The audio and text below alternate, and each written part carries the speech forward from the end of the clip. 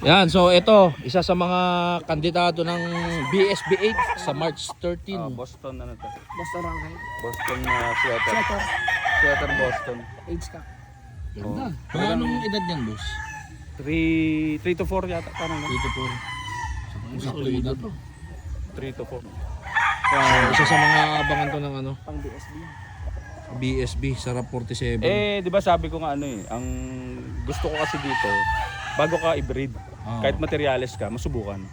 Para at least, hindi ano yun hindi about sa price, hindi about sa value ng manok. Kailangan magaling ka, hindi lang gwapo ka, hindi lang, dapat manalo ka. Di ba? Oo. Kasi, bibili tayo ng gwapong manok, maganda, bibreed natin, hindi natin alam kung kahit sabi mo magaling sa bitaw, iba yung iba yung may bakal, boss, di ba? Iba yung proven talaga siya. Kaya kung titignan mo dyan, yung karamihan ng materialis namin dyan, puro winner. Kahit straight breed sila. Talagang para at least, hindi man 100% na super yung mga anakin, alam natin na yung tatay magaling. Oo. Di ba? Kasi, hindi naman talaga 100% namamana sa tatay yung galing. Pero, alam natin na ito, at least sa 10, mag-anak to ng 6, 5. Oo. Na magiging kagaya niya, di ba? Na magaling din. Magaling din. Oo.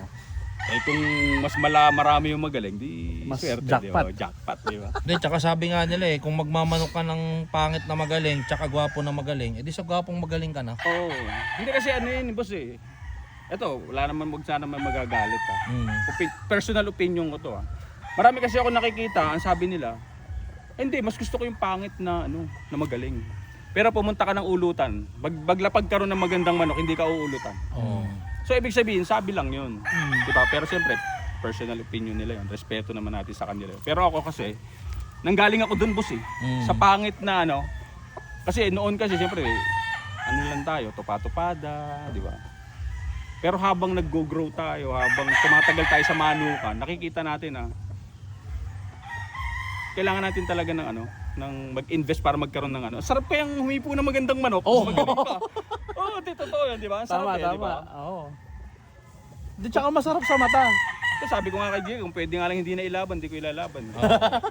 Hindi, tsaka sabi nga nila ituring mong manok, yung manok mo, parang asawa mo, na ang sarap tignan sa umaga. Oo. Hindi kasi yung bang, kung pwede nga lang talagang hindi maglaban, hindi mo ilalaban talaga Kaya lang, siyempre, mas masarap kasi yung Iba yung action Iba talaga. Pero mas iba pala yung sa bungero, sa breeder. Pag sa bungero ka, umuusok ang pit mo sa bahay. Kailangan mong pumunta ng sabungan. Pero kapag breeder ka, mas gusto mong titigan yung mga manok mo kaysa pumunta ng sabungan. Oo nga. Yun ang pagkakaiba na-experience ko kasi matagal din ako naging kakar, di ba? Nung wala pang ganito. Sabi ko nga sa'yo, pumunta ako ng sabungan. Nanood lang ako Hindi ako tumaya hindi ako pumusta Tinitignan ko lang. Nawala na yung gigil mo sa sabong. Para bang mas gusto mo na lang na mag-alaga, Mag-breed. breed. Hindi kasi sa totoo naman, ang totoong laban boss nasa farm, wala sa sabungan. Tama. Totoo. Oo.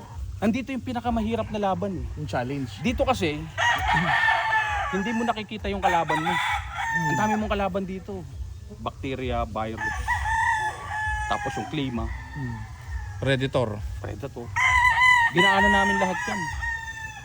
Ang dami mong kalaban, kaya para sa akin, ito na siguro yung pinakamahirap.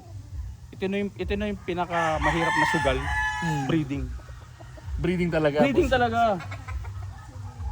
Breeding talaga ang pinakamahirap talaga. Sa kasi boss sa pagka namusta ka,